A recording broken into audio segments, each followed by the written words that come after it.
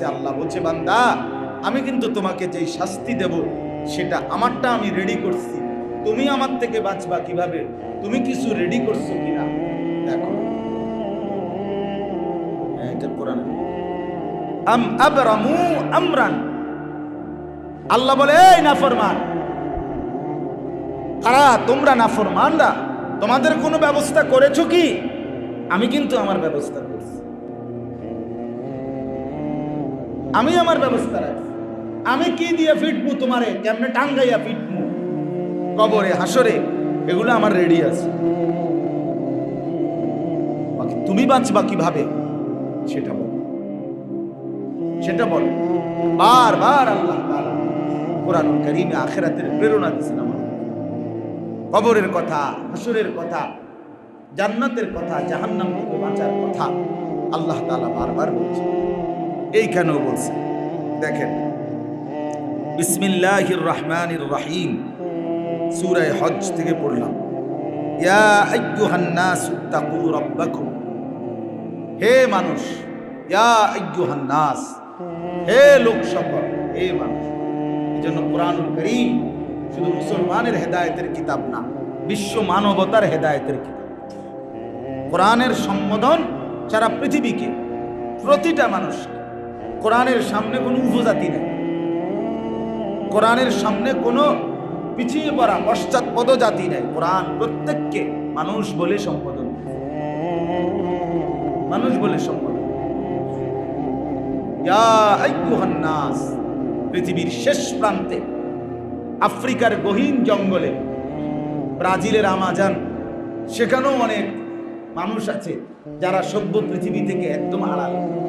অস্ট্রেলিয়াতে এমন দ্বীপ আছে, আমি অস্ট্রেলিয়া দাওয়াত ও তাবলীগের, আমাদের বাংলাদেশের দাওয়াত ও তাবলীগের কাজ করে এমন এক মুরব্বী মুখে শুনছি, অস্ট্রেলিয়াতে এমন দ্বীপ আছে যে অঞ্চলের মানুষ, যে দ্বীপবাসী, পৃথিবীর এই যে আমরা যে আলোকোজ্জ্বল পৃথিবী, যেই সমৃদ্ধ আনন্দ বিলাসিতার এই পৃথিবীতে ভোগ করতেছি, ওরা জানেও না, এগুলা কিছুই জানে না। আফ্রিকার অঞ্চলের এমন ছোট্ট ছোট্ট এমন অসংখ্য অঞ্চলের মানুষ আছে যারা পৃথিবীর এই মুহূর্তেও কোনো আধুনিকতার ছোঁয়া তাদের গায়ে লাগে না, লাগে না। ওই দিন দেখলাম যে দেখাইল একজন যে বিস্কিট মাটি দিয়া বানাইয়া খায়, বলে মা কি করে আজীব। কোথায় পাবে এসি, কোথায় পাবে গাড়ি, কোথায় পাবে আধুনিক এই বিলাসিতা সব। তো আল্লাহ তাআলা বলেন সবাইকে, এরকম শেষ প্রান্তের শেষ মানুষটাকে ডাক দিয়েছেন, ইয়া আইয়ুহান নাস, হে লোক সকল, ইত্তাকু রাব্বাকুম, সবাইকে বলছি তোমরা সকলেই তোমাদের রব আল্লাহকে ভয় করো, আল্লাহকে ভয় করো। রবকে ভয় করতে হয়, এখানে একটা গুরুত্বপূর্ণ বিষয়। কোরআনুল কারীমে আল্লাহ এখানে বলছে ইত্তাকু রাব্বাকুম, রবকে ভয় করো। বিবেকবান, যার ন্যূনতম বিবেক আছে, সে যে তাকে লালন পালন করে, যে তাকে আদর সোহাগ করে, যে তাকে খাওয়ায় পড়ায়, যে তাকে ঘুম পাড়ায়, যে তাকে তিল তিল করে বড় করে, তাকে সে শ্রদ্ধা করে, সম্মান করে, ভালোবাসে। এটাই নিয়ম। মাকে মানুষ ভালোবাসে কেন, বাবাকে মানুষ ভালোবাসে কেন?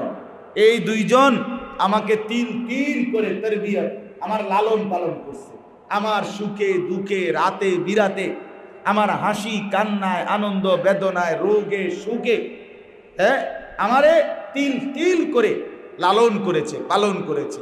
এই জন্য প্রত্যেকটা মানুষ পৃথিবীতে, যেই কোনো ধর্মের মানুষ, একেবারে যেই কোনো ধর্মের মানুষ, যেই কোনো মানুষ আপনার লালন পালন করে, যেহেতু মা বাবা, এই জন্য মা বাপকে সবাই মহব্বত করে, সম্মান করে। মা বাপ এর প্রতি সম্মান, মা বাবের প্রতি আন্তরিকতা, এই সবক, এই শিক্ষা কোরআনেও যেমন আছে, পৃথিবীর অন্য সবার কাছেও এই সবক আছে। এটা কোনো শুধু ইসলামের, এ কোরআনের কথা না, সবার কথা। কেন? মানে ওই যে লালন পালনের হক আছে, লালন পালন যে করে তাকে সম্মান করতে হয়, এটা প্রত্যেকেই বোঝে। তো এখানে আল্লাহ তাআলা এই শব্দটা বলছে রব্বাকুম, কেন আমাকে ভয় করবা বান্দা, আমি তোমার রব। আমি তোমার রব। জন্মের প্রথম সেকেন্ড থেকে নিয়ে প্রতি সেকেন্ড, প্রতি পলক, প্রতি নিঃশ্বাস আমি তোমাকে লালন পালন করছি। তোমার মা ঘুমায় গেছে কিছুক্ষণ, আমি ঘুমাইনি। তোমার বাপ ঘুমায় গেছে কিছুক্ষণ, আমি ঘুমাইনি।